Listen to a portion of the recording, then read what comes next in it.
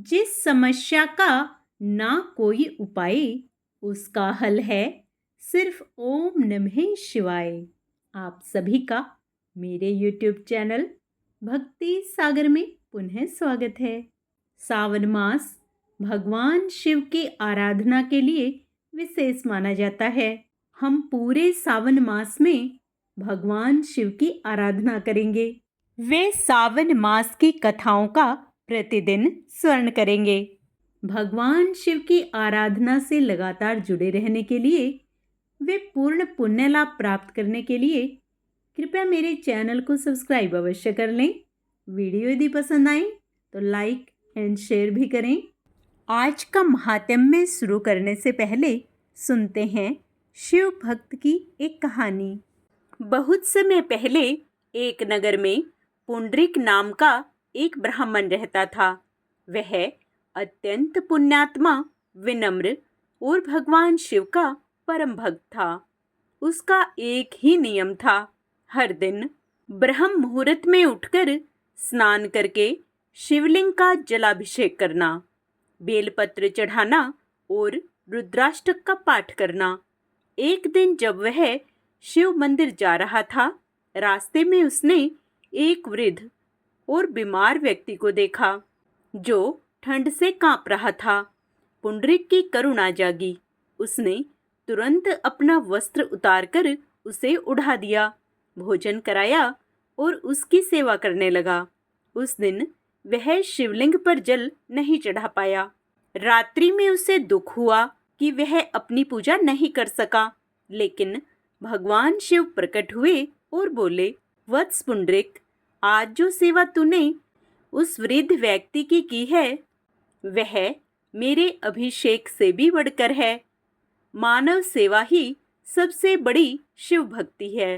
पुंडरीक ने तब जाना कि सच्ची भक्ति केवल मंत्र या विधि से नहीं होती, बल्कि सेवा, प्रेम और करुणा से होती है। मन में भगवान शिव व मां पार्वती का ध्यान करते हुए आइए शुरू करते हैं आज का महात्म्य। सनत कुमार बोले, हे देवेश, मैंने नागों का यह आश्चर्यजनक पंचमी व्रत सुन लिया। अब आप बताएं कि षष्ठी तिथि में कौन सा व्रत होता है और उसकी विधि क्या है। ईश्वर बोले, हे विपेंद्र, श्रावण मास के शुक्ल पक्ष में षष्ठी तिथि को महामृत्यु का नाश करने वाले सुपोदन नामक शुभ व्रत को करना चाहिए। शिवालय में अथवा घर में ही प्रयत्न पूर्वक शिव का पूजन करके सुपोदन का नैवेद्य उन्हें विधि पूर्वक अर्पण करना चाहिए। इस व्रत के साधन में आम्र का लवण मिलाकर शाक और अनेक पदार्थों के नैवेद्य अर्पित करें। साथ ही ब्राह्मण को वायन प्रदान करें। जो इस विधि से व्रत करता है उसे अनंत पुण्य प्राप्त होता है। इस प्रकरण में लोग एक प्राचीन कहानी सुनाते हैं, जो कि इस प्रकार से है। प्राचीन समय में रोहित नाम का एक राजा था। काफी समय बीतने के बाद भी उसे पुत्र रतन की प्राप्ति नहीं हुई। तब पुत्र की अभिलाषा में उस राजा ने अत्यंत कठोर तप किया। ब्रह्मा जी ने राजा से कहा, तुम्हारे प्रारब्ध में पुत्र नहीं है। तब भी पुत्र की लालसा में वह राजा अपनी तपस्या से जरा भी विचलित नहीं हुआ। इसके बाद राजा तपस्या करते करते संकटग्रस्त हो गए। तब ब्रह्मा जी पुनः प्रकट हुए और कहने लगे, मैंने आपको पुत्र का वर तो दे दिया है, लेकिन आपका यह पुत्र अल्पायु होगा। तब राजा तथा उनकी पत्नी ने विचार किया कि इससे रानी का बांझपन तो दूर हो जाएगा, संतानहीनता की निंदा नहीं होगी। कुछ समय बीत जाने के बाद ब्रह्मा जी के वरदान से उन्हें पुत्र प्राप्ति हुई। राजा ने विधि पूर्वक उसके जात कर्म आदि सभी संस्कार किए। दक्षिणा नाम वाली उस रानी व राजा ने अपने पुत्र का नाम शिवदत्त रखा। उचित समय आने पर भयभीत चित्त वाले राजा ने पुत्र का यज्ञोपवीत संस्कार किया, किंतु राजा ने उसकी मृत्यु के भय से उसका विवाह नहीं किया। तदंतर 16वें साल में उनका पुत्र शिवदत्त मृत्यु को प्राप्त हो गया। तब ब्रह्मचारी की मृत्यु का स्मरण करते हुए राजा को बहुत चिंता होने लगी कि जिन लोगों के कुल में कोई ब्रह्मचारी मर जाए तब उनका कुल खत्म हो जाता है और वह ब्रह्मचारी भी दुर्गति में पड़ जाता है। सनत कुमार बोले, हे देवदेव, हे जगन्नाथ, इसके दोष निवारण का उपाय है या नहीं? यदि उपाय है तो अभी बताएं, जिससे दोष की शांति हो सके। ईश्वर बोले, यदि कोई स्नातक अथवा ब्रह्मचारी मर जाए तो अर्क विधि से उसका विवाह कर देना चाहिए। इसके बाद उन दोनों ब्रह्मचारी तथा आग को परस्पर संयुक्त कर देना चाहिए। अब अर्क विवाह की विधि कहते हैं। मृतक का गोत्र, नाम आदि लेकर देश काल का उच्चारण करके कर्ता कहे कि मैं मृत ब्रह्मचारी के दोष निवारण हेतु वैसर्गिक व्रत करता हूँ। सर्वप्रथम स्वर्ण से अभ्युदिक करके अग्नि स्थापन कर आधार होम करके चारों वायुतियां ओम भूः ओम स्वः ओम मः से हवन करना चाहिए। इसके बाद व्रत अनुष्ठान के उत्तम फल के निमित्त व्रतपति अग्नि के संपादनार्थ विश्व देवों के लिए घृत की आहुति डालें। इसके बाद स्विष्टकृत होम करके अवशिष्ट होम संपन्न करें। पुनः देश काल का उच्चारण करके इस प्रकार बोलें, मैं अर्क विवाह करूंगा। उसके बाद स्वर्ण से अभ्युदायिक कृत्य करके अर्क शाखा तथा मृतक की देह को तेल तथा हल्दी से लिप्त करके पीले सूत से वेष्टित करें और पीले रंग के 2 वस्त्रों से उन्हें ढक दें। इसके बाद अग्नि स्थापन करें और विवाह विधि में प्रयुक्त योजक नामक अग्नि में आधार होम करें। वह अग्नि के लिए आज्य होम करें। उसके बाद चारों वायुतियों से ओम भूः ओम भुवः ओम स्वः ओम मः बृहस्पति तथा कामदेव के लिए आहुति प्रदान करें। पुनः घृत से स्विष्टकृत होम करके संपूर्ण हवन कर्म समाप्त करें। उसके बाद आग की डाली तथा मृतक के शव को विधि पूर्वक जला दें। मृतक अथवा म्रियमाण के निमित्त 6 वर्ष तक इस व्रत का अनुष्ठान करना चाहिए। इस अवसर पर 30 ब्रह्मचारियों को नवीन कोपिन वस्त्र प्रदान करना चाहिए और हस्त प्रमाण अथवा कान तक लंबाई वाले दंड तथा कृष्ण मृग चर्म भी प्रदान करने चाहिए। उन्हें चरण पादुका, छत्र, माला, गोपी चंदन, प्रवाल मणि की माला तथा अनेक आभूषण समर्पित करने चाहिए। इस विधान से व्रत करने पर कोई भी विघ्न नहीं होता है। ईश्वर बोले, ब्राह्मणों से यह सुनकर राजा ने मन में विचार किया कि यह अर्क विवाह तो मुझे गौण प्रतीत होता है, मुख्य नहीं, क्योंकि कोई भी व्यक्ति मरे हुए को अपनी कन्या नहीं देता है। मैं राजा हूँ, अतः मैं उस व्यक्ति को अनेक रत्न तथा धन दूंगा जो कोई भी इसकी वधू के रूप में अपनी कन्या प्रदान करेगा। उस नगर में एक ब्राह्मण था। उस समय वह किसी दूसरे नगर में गया हुआ था। उसकी एक सुंदर पुत्री थी जिसकी माता की मृत्यु पहले ही हो चुकी थी। ब्राह्मण की दूसरी भी पत्नी थी जो ब्राह्मण की पुत्री के प्रति बुरे विचार रखती थी तथा दुष्ट मन वाली थी। कन्या 10 वर्ष की तथा दीन थी और अपनी सौतेली माता के अधीन थी। अतः सौतेली माता ने द्वेष तथा अत्यधिक धन के लालच में 1 लाख मुद्रा लेकर उस कन्या को मृतक राजकुमार के लिए दे दिया। कन्या को लेकर राजा के लोग नदी के तट पर शमशान भूमि में राजकुमार के पास ले गए और सबके साथ उसका विवाह कर दिया। इसके बाद विधान पूर्वक सबके साथ कन्या का योग करके जब वे जलाने की तैयारी करने लगे, तब उस कन्या ने पूछा, हे सज्जनों, आप लोग यह क्या कर रहे हैं? तब वे सभी दुखित मन से कहने लगे कि हम लोग तुम्हारे इस पति को जला रहे हैं। इस पर भयभीत होकर बाल स्वभाव के कारण रोती हुई उस कन्या ने कहा, आप लोग मेरे पति को क्यों जला रहे हैं? मैं जलाने नहीं दूंगी। आप लोग सभी यहाँ से चले जाइए। मैं अकेली ही यहाँ बैठी रहूंगी और जब ये उठेंगे तब मैं अपने पतिदेव के साथ चली जाऊंगी।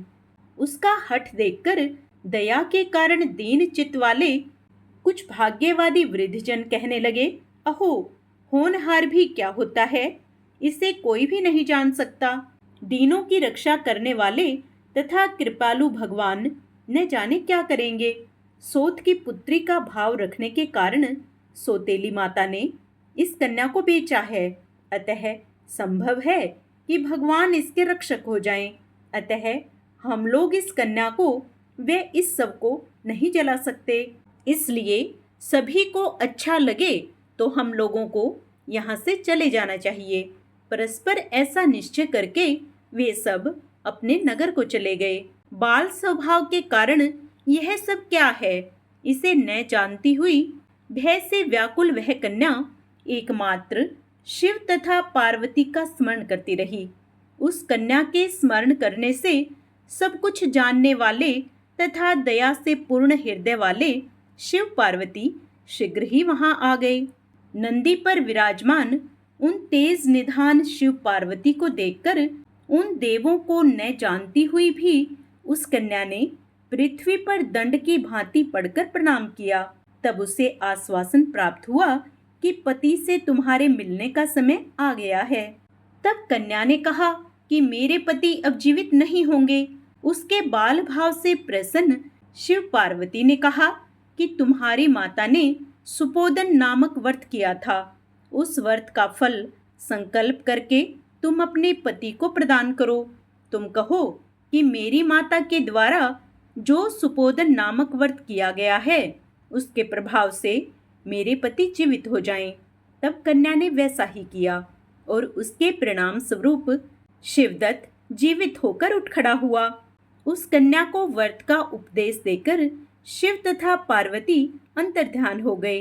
तब शिवदत्त ने उस कन्या से पूछा, तुम कौन हो और मैं यहाँ कैसे आ गया हूँ? तब उस कन्या ने उसे सारा वृतांत सुनाया और रात हो गई।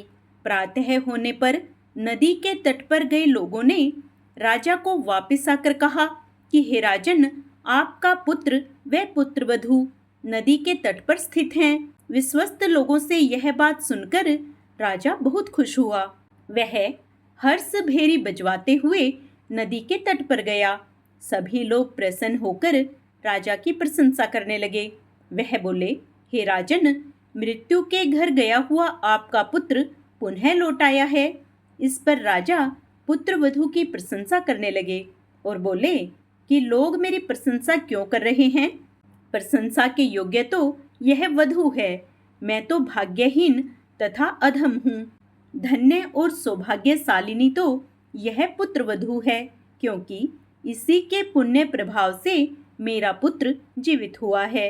इस प्रकार अपनी पुत्र वधू की प्रशंसा करते राजा ने दान तथा सम्मान के साथ श्रेष्ठ ब्राह्मणों का पूजन किया और ग्राम से बाहर ले जाए गए मृत व्यक्ति के पुनः ग्राम में प्रवेश करने से संबंधित शांति की विधि को ब्राह्मणों के निर्देश पर विधि पूर्वक संपन्न किया। हे वत्स, इस प्रकार मैंने आपसे यह सुपोदन नामक व्रत कहा। इसे 5 वर्ष तक करने के अनंतर उद्यापन करना चाहिए। पार्वती तथा शिव की प्रतिमा का प्रतिदिन पूजन करना चाहिए। आज का अध्याय यहीं समाप्त होता है। आगे का अध्याय हम अपने कल के वीडियो में करेंगे। पूर्ण पुण्य लाभ प्राप्त करने के लिए आप उसे भी अवश्य स्मरण करें। हर हर महादेव। आइए अब भगवान शिव की प्रसन्नता प्राप्त करने के लिए शिव चालीसा का पाठ करते हैं। जय गणेश गिरजा सुवन, मंगल मूल सुजान, कहत अयोध्या दास तुम, देहु अभय वरदान। जय गिरजापति दीन दयाला, सदा करत संतन प्रतिपाला। भाल चंद्रमा सोहत नीके, कानन कुंडल नागफणी के। अंग गोर सिर गंग बहाए, मुंड माल तन अक्षार लगाए। वस्त्र खाल बाघंबर सोहे, छवि को देखी नाग मन मोहे। मैं ना मातु की हवे दुलारी, बाम अंग सोहत छवि न्यारी। कर त्रिशूल सोहत छवि भारी, करत सदा शत्रु नक्षकारी। नंदी गणेश सोहे तह कैसे, सागर मध्य कमल है जैसे। कार्तिक श्याम और गणराऊ, या छवि को कही जात न काऊ। देवन जब ही जाए पुकारा, तब ही दुख प्रभु आप निवारा। किया उपद्रव तारक भारी, देवन सब मिली तुम्ही जुहारी। तुरंत सडानन आप पठाऊ, लवनी में मह मारी गिराऊ। आप जलंधर असुर सहारा, सुयस तुम्हार विदित संसारा। त्रिपुरासुर सन युद्ध मचाई, सभी कृपया कर लीन बचाई। किया तब ही भागीरथ भारी, पूर्व प्रतिज्ञाता सुपुरारी। दानिन मह तुम सबको नाही, सेवक स्तुति करत सदाही। वेद नाम महिमा तब गाई, अकथ अनादि भेद नहीं पाई। प्रकटी उदधि मंथन में ज्वाला, जरत सुरासुर भय विहाला। किन्हीं दया तह करी सहाई, नीलकंठ तब नाम कहाई। पूजन रामचंद्र जब कीन्हा, जीत के लंक विभीषण दीनहा। सहस कमल में हो रहे धारी, कीन्ह परीक्षा तभी पुरारी। एक कमल प्रभु राखे हु जोही, कमल नैन पूजन चह सोही। कठिन भक्ति देखी प्रभु शंकर, भय प्रसन्न दिए इच्छित वर। जय जय जय अनंत विनाशी, करत कृपा सबके घटवासी। दुष्ट सकल नित मोहि सतावे, भरमत रहो मोहि चैन न आवे। त्राही त्राही मैं नाथ पुकारो, यही अवसर मोहि आन उबारो। लै त्रिशूल शत्रुन को मारो, संकट से मोहि आन उबारो।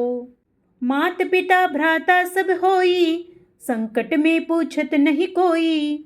स्वामी एक है आस तुम्हारी, आए हरू मम संकट भारी। धन निर्धन को देत सदाही, जो कोई जांचे सो फल पाही। स्तुति के ही विधि करें तुम्हारी, अक्ष्मूनाथ अब चूक हमारी। शंकर हो संकट के नाशन, मंगल कारण विघ्न विनाशन। योगी यति मुनि ध्यान लगावें, सारद नारद शीस नवावें। नमो नमो जय नमः शिवाय, सुर ब्रह्मादिक पार न पाए। जो यह पाठ करे मन लाई, तापर होते हैं शंभु सहाई। ऋणिया जो कोई हुए अधिकारी, पाठ करे सो पावन हारी। पुत्रहीन कर इच्छा जोई, निश्चय शिव प्रसाद ते होई। पंडित त्रयोदशी को लावे, ध्यान पूर्वक होम करावे।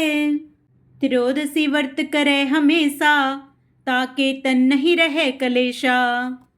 धूप दीप नैवेद्य चढ़ावे, शंकर सम्मुख पाठ सुनावे। जन्म जन्म के पाप नसावे, अंत धाम शिवपुर में पावे। कहें अयोध्या दास आस तुम्हारी, जानी सकल दुख हरू हमारी। नित नेम कर प्रातः ही, पाठ करो चालीसा। तुम मेरी मनोकामना, पूर्ण करो जगदीशा। मंगसर छठी है मंत्र ऋतु, संवत 64 जान। स्तुति चालीसा शिव ही, पूर्ण कीन कल्याण। ओम नमः शिवाय। हर हर महादेव। आइए अब भगवान शिव की आरती करें। ओम जय शिव ओंकारा, प्रभु हरि शिव ओंकारा। ब्रह्मा विष्णु सदा शिव, अर्धांगी धारा। ओम हर हर हर महादेव।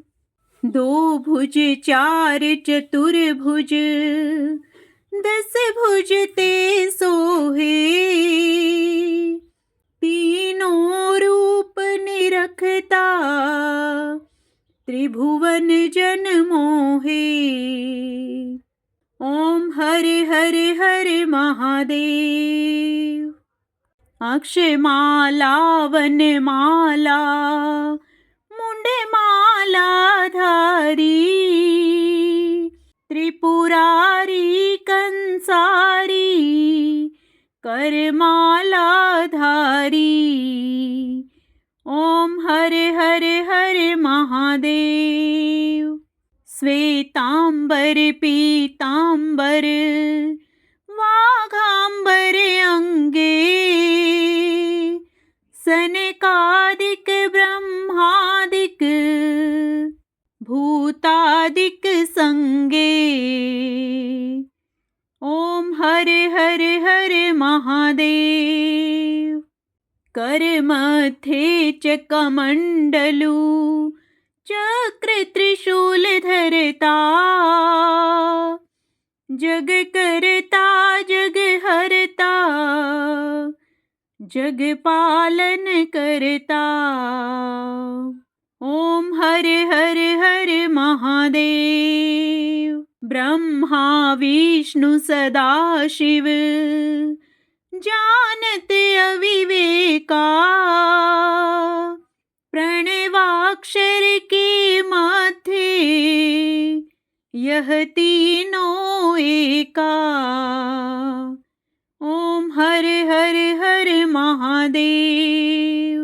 त्रिगुण शिव जी की आरती जो कोई नर गावे कहते शिवानंद स्वामी मनवांछित फल पावे। ओम हरे हरे हरे महादेव। ओम नमः शिवाय।